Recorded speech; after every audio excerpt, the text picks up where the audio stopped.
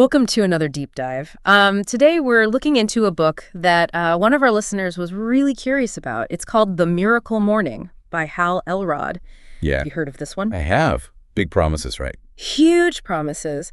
Like revolutionize your entire life just by changing how you wake up. I mean, is that even possible? Well, that's what we're going to find out. It's definitely intriguing, right? Totally.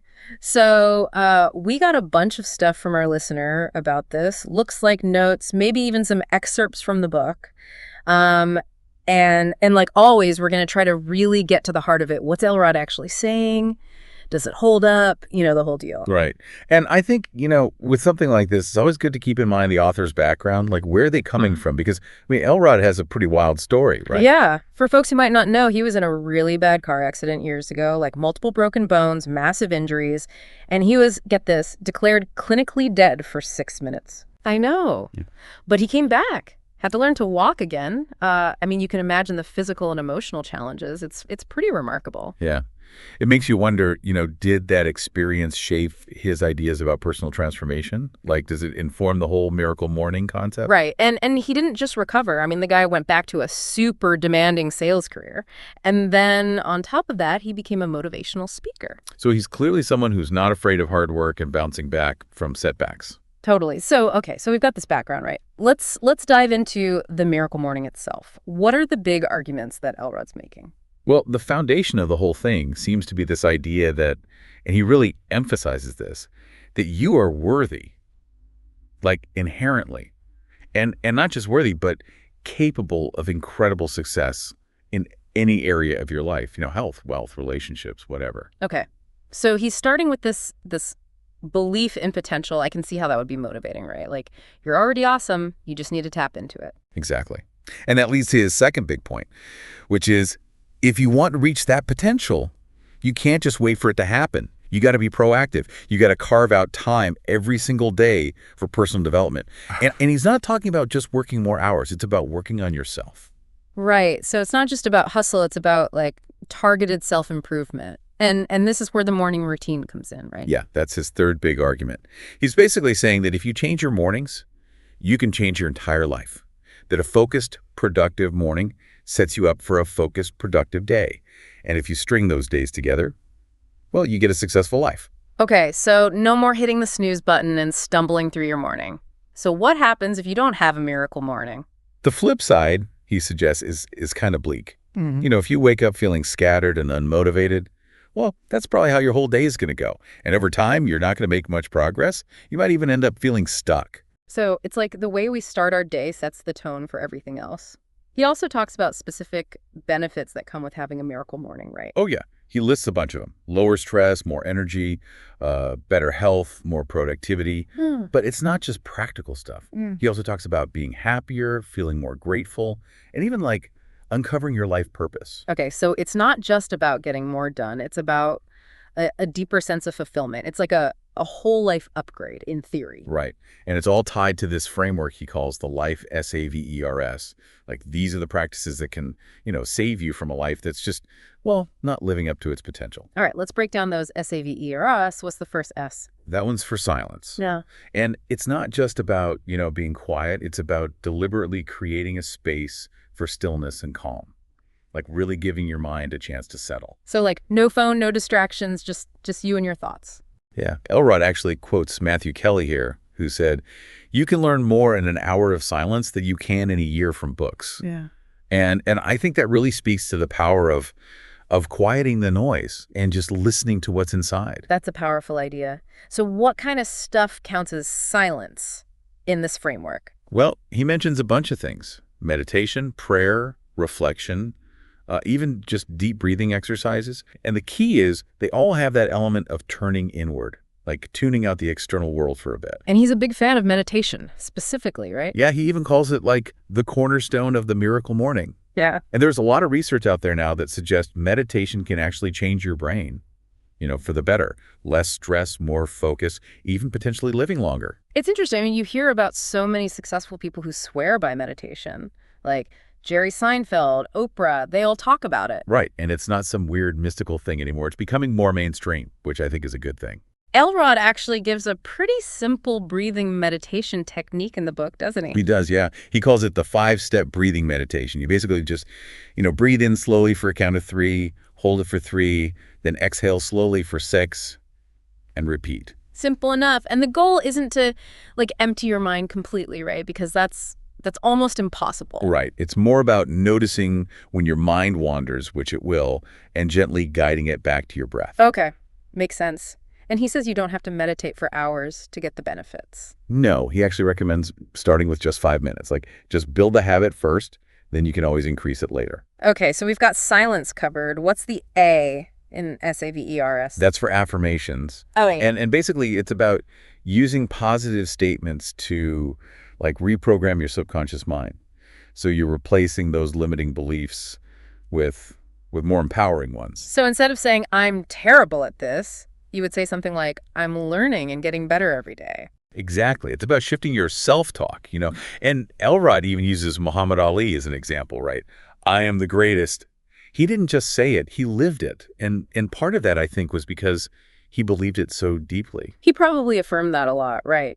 And didn't Elrod have a personal experience with affirmations, like overcoming a specific challenge? Yeah, after his accident, he had some memory issues, which is understandable. So he started affirming, my memory's improving daily in every way. And guess what? Over time, his memory actually did get better. Wow. That's a pretty compelling example. It's almost like you're convincing your brain to make it happen. Right. And Elrod explains that affirmations can help you build confidence, change bad habits, improve your relationships, basically anything you set your mind to. He has a pretty structured approach to creating affirmations, right? It's not just picking random positive phrases. Yeah, he breaks it down into 5 steps. So first, you get clear on what you actually want, like your ideal vision for your health, your finances, your relationships, all of it. Okay, so you're starting with a really specific goal in mind. Right. And then step 2, you figure out why you want it. What's the deep, motivating reason behind it? Because that's going to give your affirmation more power. Okay, so it's about connecting to the emotional core of your desire. Yeah. And then step 3 is figuring out who you need to become to achieve that goal. What kind of person, what qualities, what mindset. So you're not just wishing for something, you're working on embodying the person who can actually achieve it. Exactly. Then step 4 is getting specific about what you're going to do to get there. What actions will you take? And Elrod emphasizes starting small, being consistent. Right. So you're creating a plan of action, but keeping it realistic and manageable. Yeah.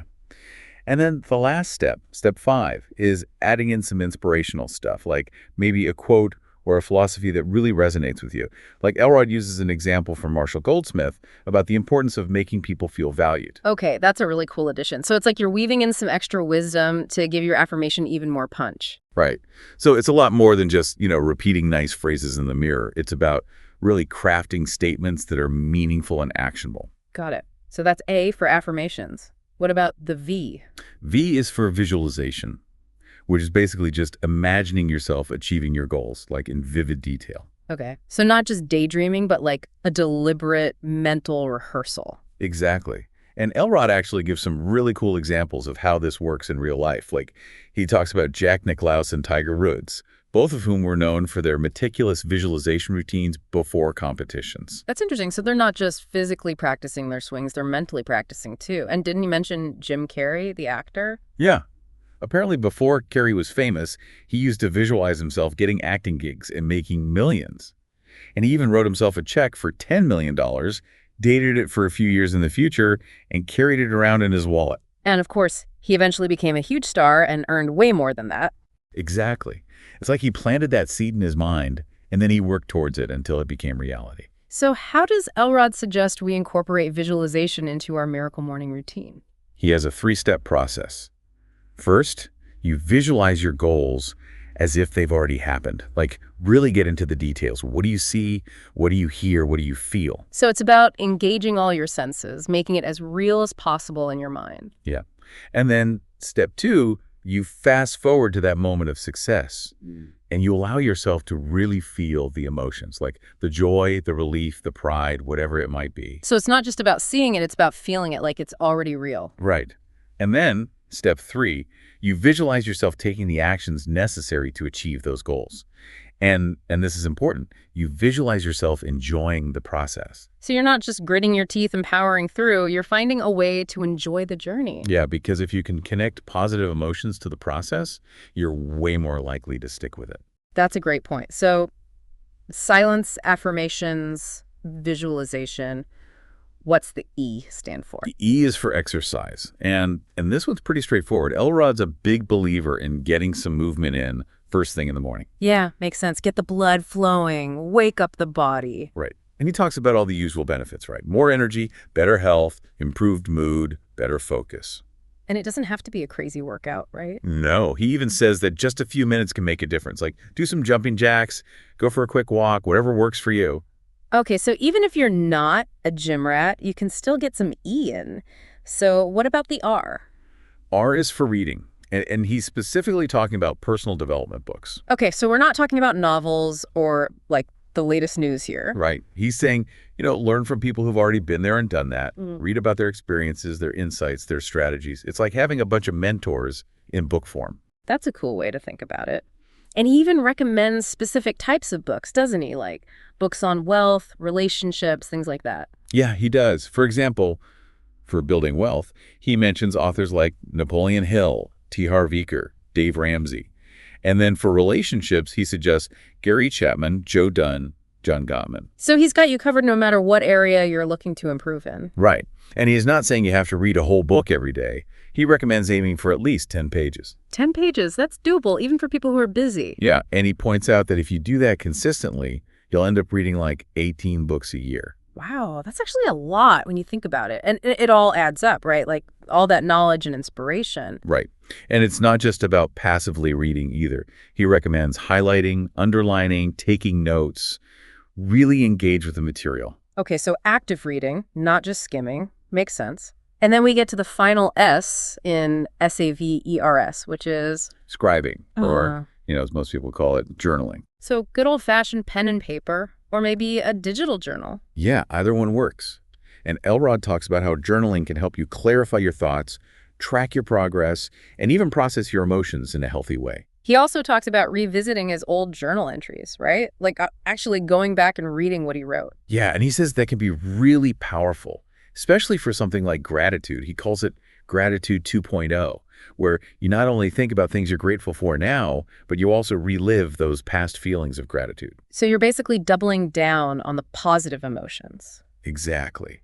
And he also talks about using your journal to identify lessons you've learned and make new commitments based on those lessons. He calls it accelerated growth. So you're not just reflecting on the past, you're using it to propel yourself forward.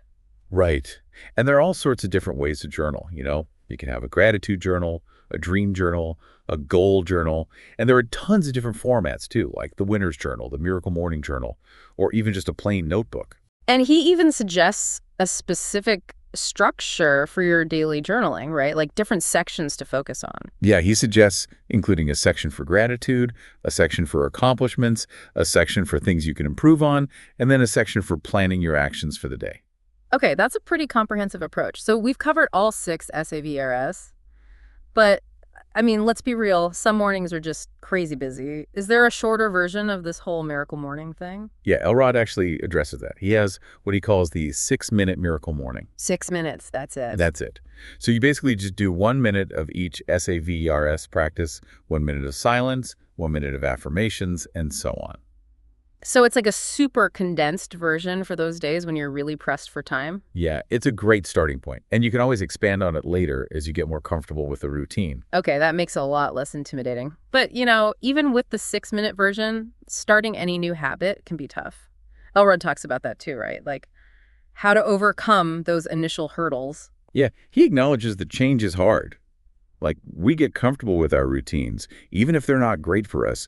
And starting something new can feel, kind of unbearable at first. He even calls the first 30 days from unbearable to unstoppable. Yeah, and he talks about how we often have this idea that habits are formed in 21 days, but that's not really true. He actually mentions Dr. Maxwell Maltz, who studied how long it took people to adjust to losing a limb, and it was way longer than 21 days. Wow, that puts things into perspective. So it's not about instant gratification, it's about sticking with it even when it's hard. Exactly.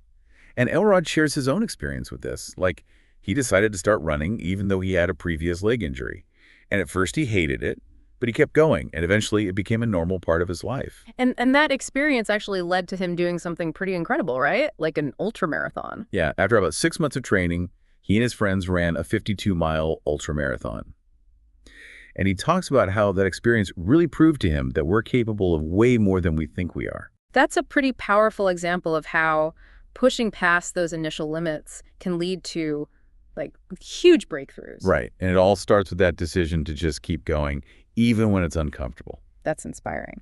And there's one more thing Elrod talks about that I found really interesting, this idea of actively seeking feedback from other people. Yeah, he calls it like a proactive approach to self-awareness. He basically sent an email to all his friends, family, and colleagues, asking them to tell him 3 things he could improve on. Wow, that takes guts. And he was asking for like brutally honest feedback, right? Not just the nice stuff. Yeah, he really wanted to know what he could do better, and he framed it as like a crucial part of his growth. I can see how that would be really valuable, even if it's a little scary at first. Right. So what kind of stuff did he include in this email? Well, first of all, he made sure the subject line was clear and attention-grabbing. He also explained why he was asking for their feedback and how important it was to him. And then he specifically asked for 3 areas where he could improve, not just general comments. Okay, so he was being really specific and intentional. Yeah, and he also assured them that their honesty wouldn't hurt his feelings. In fact, he said he'd be grateful for it.